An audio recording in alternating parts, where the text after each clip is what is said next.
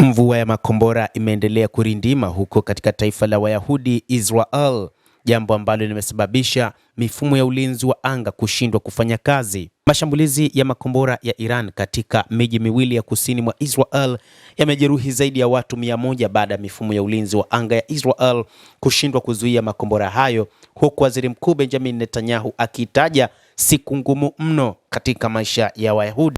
Waziri Mkuu Benjamin Netanyahu ameitaja siku hiyo kuwa ni jioni ngumu sana.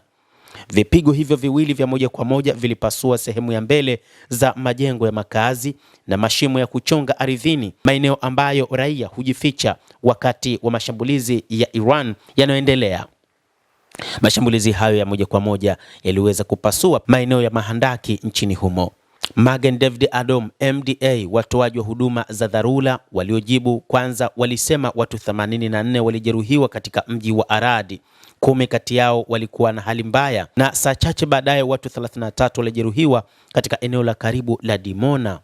Televisheni ya taifa ya Iran ilisema shambulizi la kombora dhidi ya Dimona, ambalo lina kituo cha nyuklia, lilikuwa jibu la shambulio la mapema kwenye eneo lake la nyuklia huko Natanz. Mpango unaofanywa na Iran ni kulipa kisasi tu. Pale ambapo watashambulia katika maeneo ya nyuklia, Iran itashambulia vinu vya nyuklia. Pale ambapo watashambuliwa katika maeneo ya gesi, na wenyewe pia watafanya hivyo hivyo. Ndicho kinachofanywa na jeshi la IRGC. Vyombo vya usalama nchini humo Israel vilikuwa katika maeneo yaliyoharibiwa vibaya kutokana na mashambulizi mabaya yaliyofanywa na Iran, wakiwemo pia wahudumu wa huduma ya dharura MDA. Waziri Mkuu Benjamin Netanyahu alisema Israel itaendelea kuishambulia Iran baada ya kile alichokitaja jioni ngumu sana.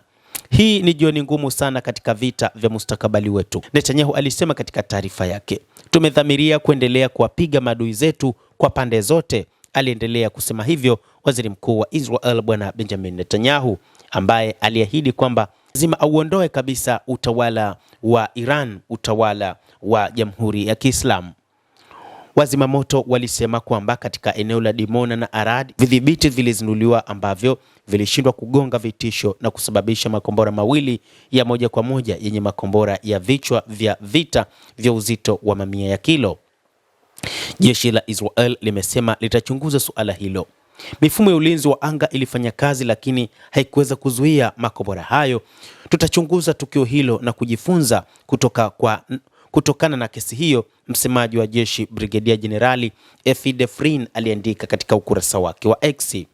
Idara ya zimamoto ya eneo hilo ilisema kulikuwa na uharibifu mkubwa huko Arad na majengo 3 yameharibiwa na moto ulizuka katika mojawapo ya majengo hayo.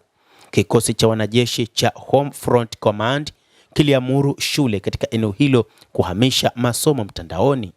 Mehdi Kiryat Abu Aziz alielezea uharibifu mkubwa katika eneo lililoshambuliwa katika taarifa kutoka shirika hilo la habari. Kulikuwa na fujo nyingi kwenye eneo hilo la tukio, alieleza zaidi. Mtazamaji wa The World News, hayo ndiyo tuliokuwa nayo, namna ambavyo Iran imefanya mashambulizi mazito katika taifa la Kiyahudi ambalo Waziri Mkuu Benjamin Netanyahu alilielezea kama siku ngumu sana kwao. Endelea kutufuatilia, lakini usisahau kulike, usisahau kucomment, kadhalika kusubscribe channel yetu hii ili upate habari hizi kwa mapana kupitia The World News.